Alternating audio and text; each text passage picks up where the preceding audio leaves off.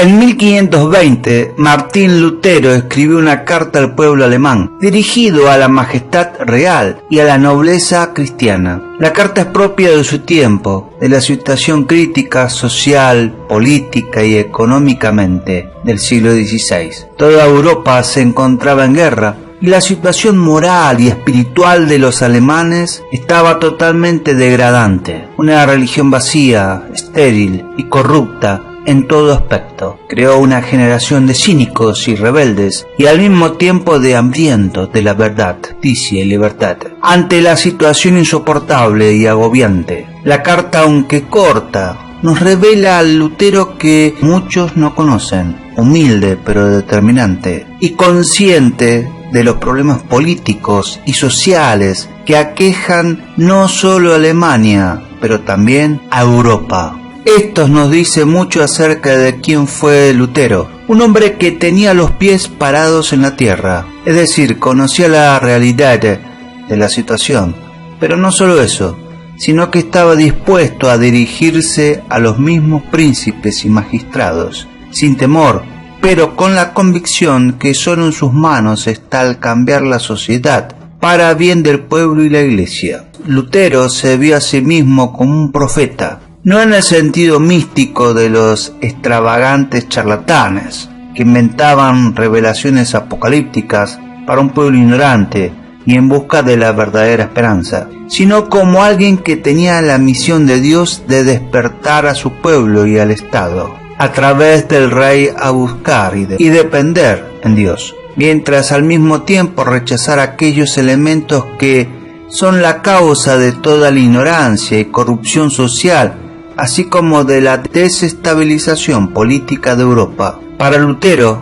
el papado y su maquinaria política religiosa no solo fue el obstáculo para la reforma en la Iglesia, pero también la causa de guerras, atrocidades y rebeliones sociales. Sin embargo, Lutero parece que habla de otros grupos o personajes que al lado del papado son los agentes de toda guerra y derramamiento de sangre y conmoción social en Europa, y que son manipulados por malos espíritus, una referencia a los demonios. Me pregunto, ¿estaría refiriéndose a sociedades secretas demoníacas que trabajan detrás de los gobiernos para mantener caos social y confusión? A mi entender, no sería raro que Lutero tuviera en mente semejantes grupos. Lutero no era un anárquico, como la misma carta lo evidencia. Sus palabras para el rey Carlos V son reveladoras, pues entiende que fue puesto por Dios para dar esperanza a su pueblo.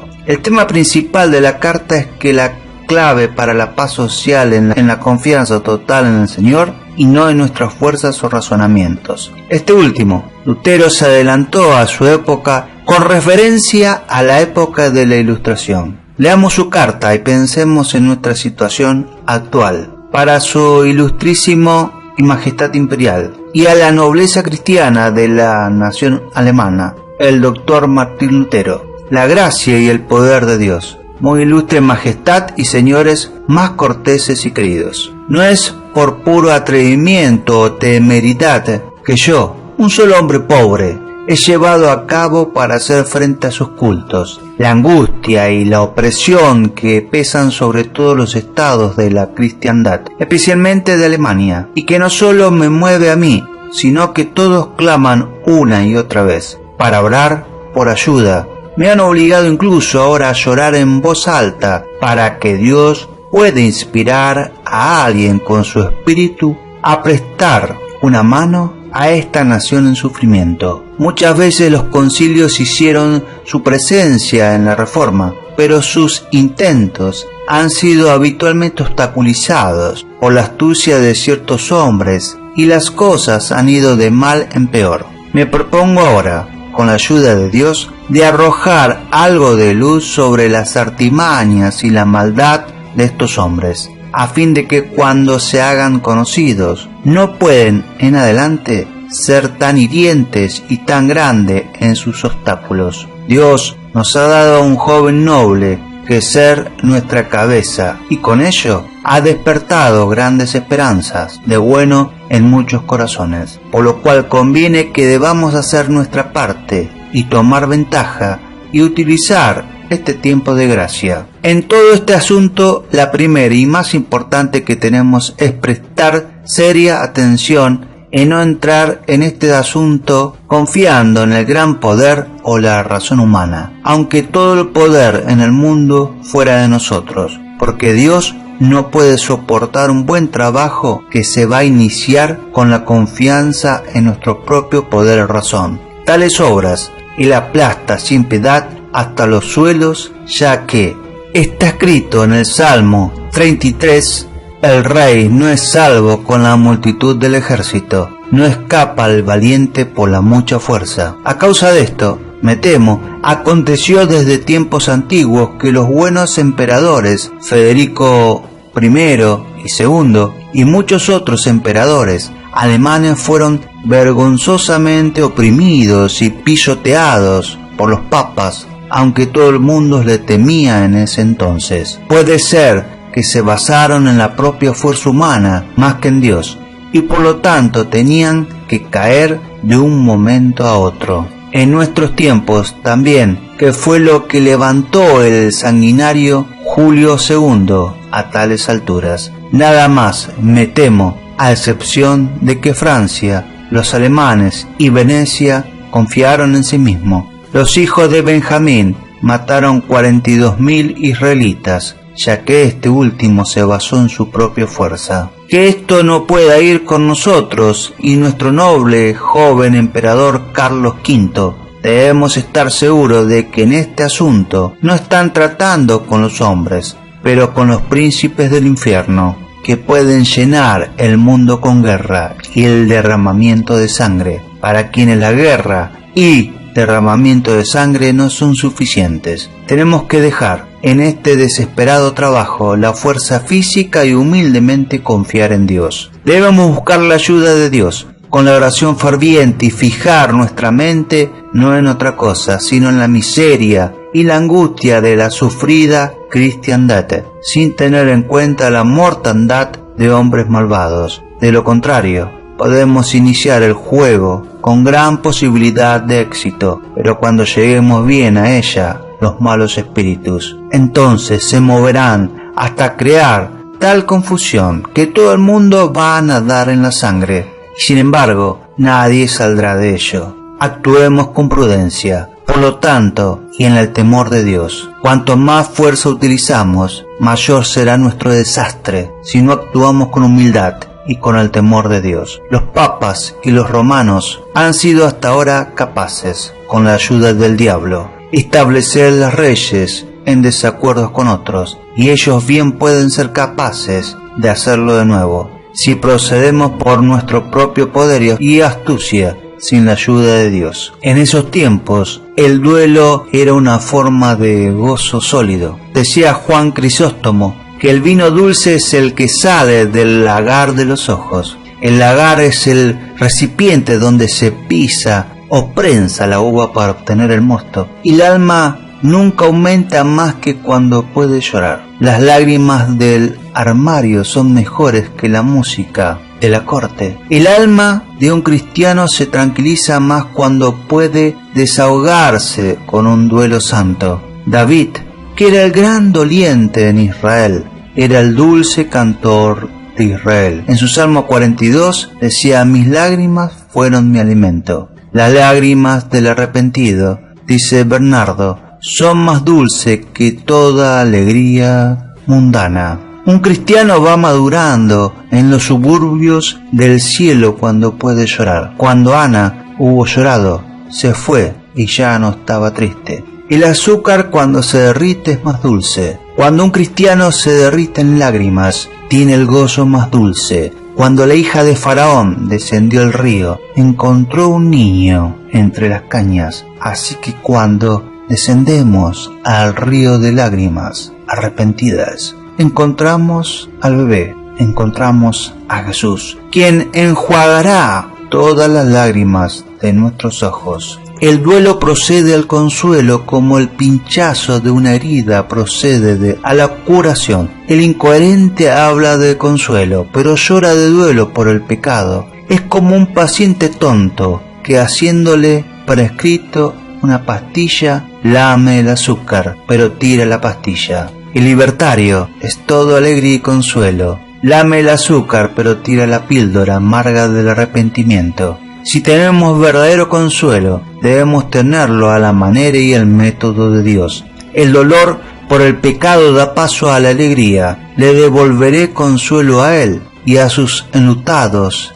dice Isaías capítulo 57. El verdadero rayo de alegría es el que viene después de una lluvia de lágrimas. También podemos esperar una cosecha sin semillas, como consuelo sin el luto del Evangelio. Allí, quien enjuagará toda lágrima de nuestros ojos. El duelo procede al consuelo. Observe que Dios guarda su mejor vino para el final. Primero prescribe el duelo por el pecado y luego da el vino de la consolación. El diablo hace todo lo contrario. Primero muestra lo mejor y deja lo peor para el final. Primero muestra el vino espumoso en la copa, luego viene el mordisco de la serpiente. En el Proverbios capítulo 23 dice: pero al fin muerde como una serpiente, causa dolor como una víbora. Satanás pone sus exquisitos platos delante de los hombres, les presenta el pecado teñido de belleza, endulzado con placer, plateado con ganancias, y luego se presenta el triste ajuste de cuentas. Primero mostró a Judas el cebo de plata y luego lo golpeó con el anzuelo. Esta es la razón por la que el pecado tiene tantos seguidores, porque muestra lo mejor primero. Primero las coronas de oro, luego vienen los dientes del león. Podemos leer en Apocalipsis capítulo 9, dice: el aspecto de la langosta era semejante a caballos preparados para la guerra. En las cabezas tenían como coronas de oro, sus caras eran como caras humanas, tenían cabellos como cabellos de mujer y sus dientes eran como de leones. Observe, las lágrimas del Evangelio no se pierden, son semillas de consuelo.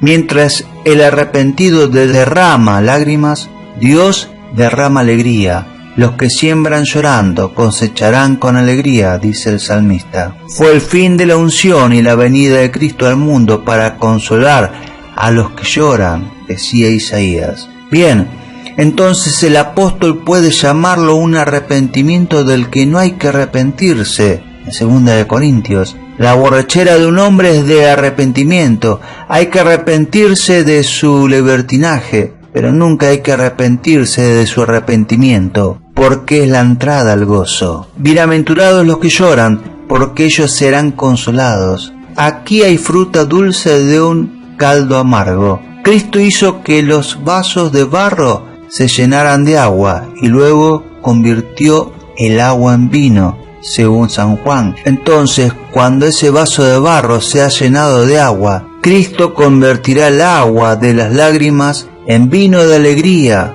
santo luto, dice Basilio, es la semilla de la cual brota la flor del gozo eterno. Pero amigos, ¿cuáles son las razones por las que el doliente será consolado? Porque el duelo se hace a propósito para este fin. El duelo no está prescrito para sí mismo, sino para que conduzca a otra cosa, para preparar un tren para el consuelo. Por tanto, sembramos con lágrimas para cosechar con gozo. El duelo santo es una medicina espiritual. Ahora bien, un medicamento no se prescribe por sí mismo, sino por el bien de la salud. Así que el duelo por el Evangelio está designado para este mismo fin, para producir gozo. El dolorido o enfermo espiritual es la persona más apta para el consuelo. Cuando el corazón está quebrantado por el pecado, ahora es más apto para el gozo. Dios vierte el aceite dorado del consuelo en vasos rotos. El corazón del doliente se vacía de orgullo y Dios llena el vacío con su bendición. Primero, los consuelos del Espíritu de Dios se depositan en una profunda convicción. Y cuando Él, es decir, el Consolador, venga, reprenderá o convencerá al mundo del pecado, según San Juan.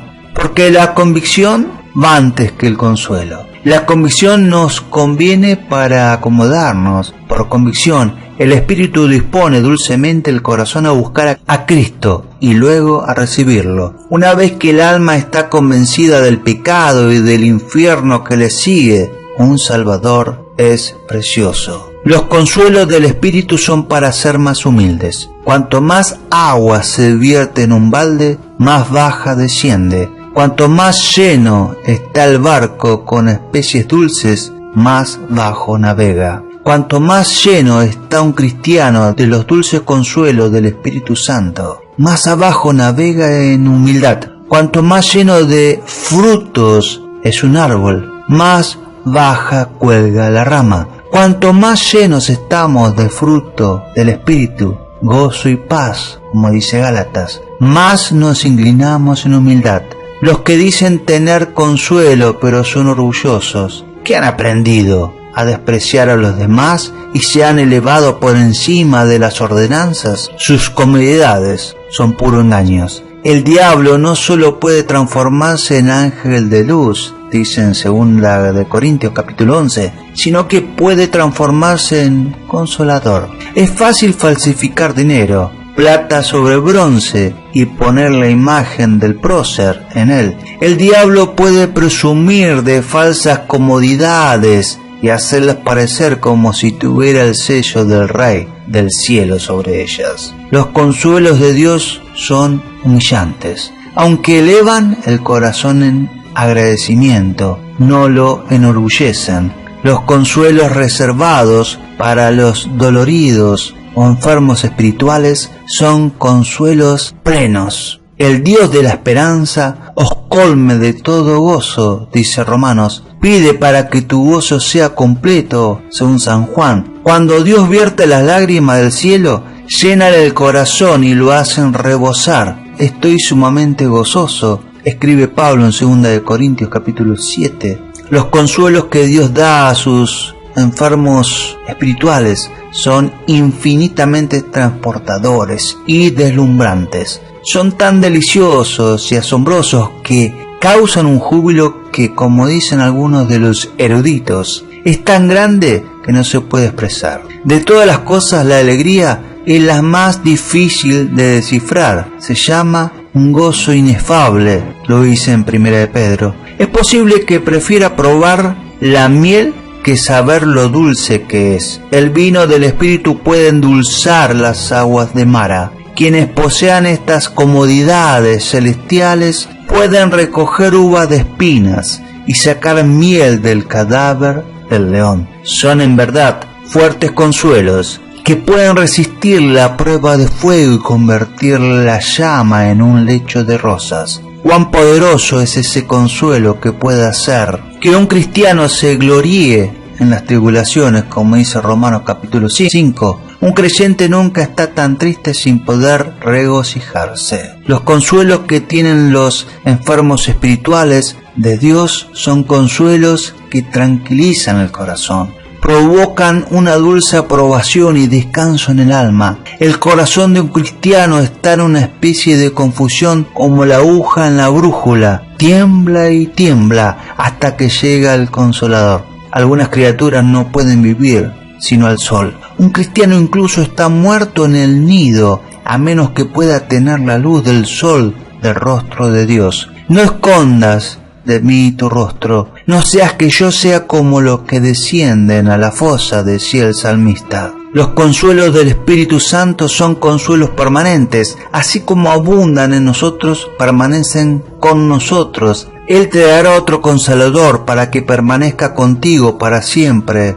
según San Juan. Las comodidades mundanas están siempre sobre las alas, listas para volar. Son como una inundación o un relámpago. Todas las casas aquí son pasajeras, pero las comodidades con las que Dios alimenta a sus dolientes, enfermos espirituales, son inmortales. Quien nos amó y nos dio consuelo eterno, dice Pablo en 2 de Tesalonicenses. Aunque un cristiano no siempre tiene un rayo de sol de consuelo, sin embargo tiene un amanecer en su alma. Siempre tiene un motivo de esperanza y una raíz de alegría. Hay algo dentro de él que soporta su corazón y de lo que no se separaría de ningún modo. Y aquí entonces el privilegio del enfermo espiritual será consolado. David, el gran doliente de Israel, era el dulce cantante de Israel. La paloma llorona se cubrirá con las plumas del oro del consuelo. ¡Oh, qué raras y excelentes son estas comodidades! Cuando el hambre se extendió por todo el país,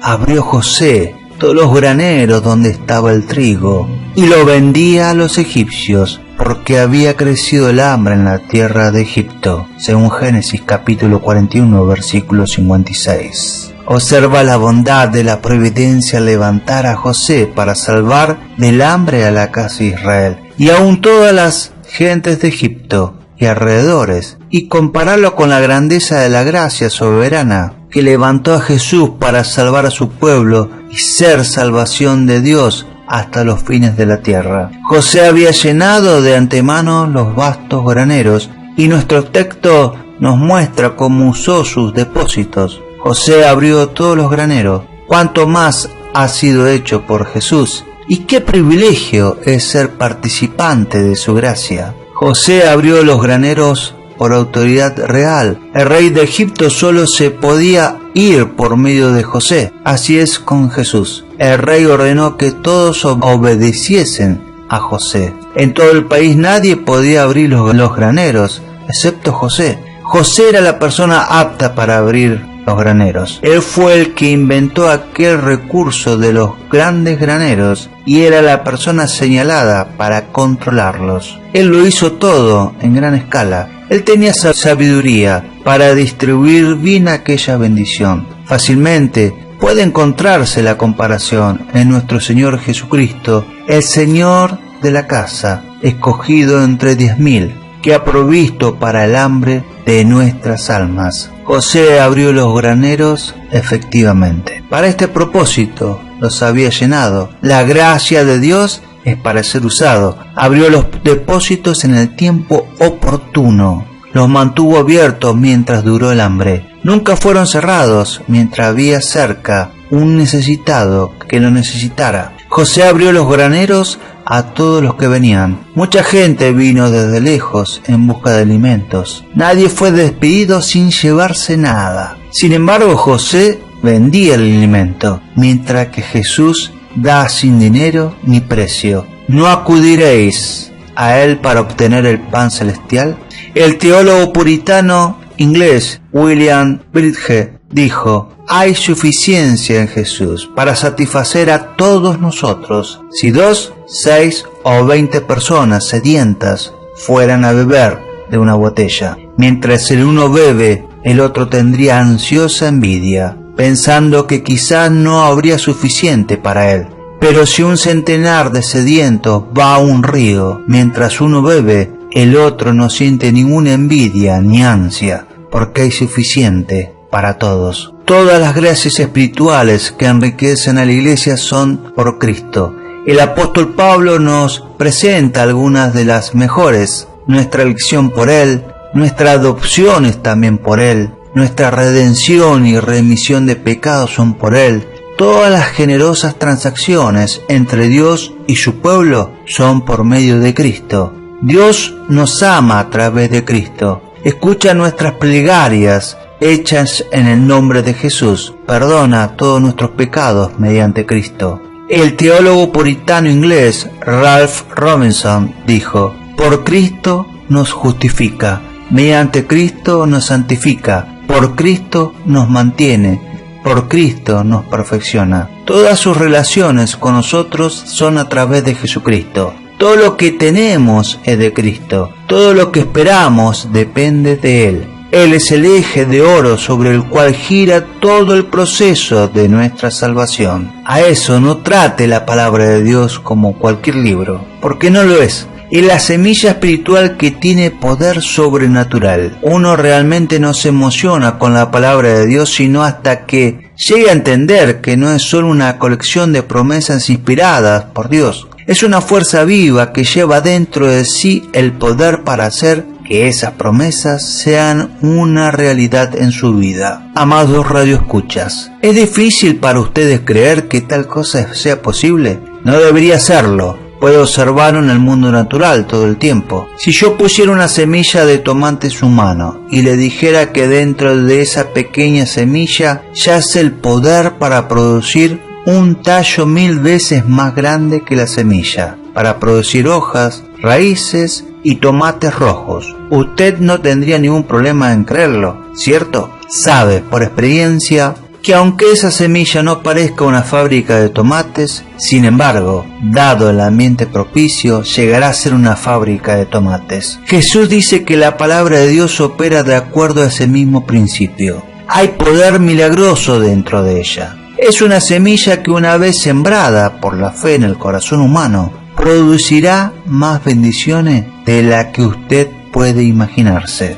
Una vez que usted entienda ese principio, se entusiasmará con la palabra de Dios. Eso me sucedió a mí hace muchos años. Vi lo que la palabra podía hacer. Vi el poder que había en ella. Así que puse una Biblia en cada habitación de mi casa y en mi automóvil. Y tenía una radio cristiana prendida casi todo el día. Pasaba cada momento posible en la palabra de Dios porque quería el poder de esa palabra dentro de mí, más que cualquier otra cosa del mundo. Sabía que quitaría las barreras de mi vida, barreras que me habían limitado y reprimido por años. Sabía que al leerla no estaba solo leyéndola, sino sembrando semillas de prosperidad, de salud, de protección y de victoria en todo aspecto de mi vida. No trate la palabra de Dios como cualquier libro, porque no lo es. Es la semilla espiritual que tiene poder sobrenatural en su interior para producir la cosecha de una vida entera. Entusiásmese con ella y comience hoy a sembrarla. En Eclesiastés capítulo 11 versículo 6 declara: siembra tu semilla en la mañana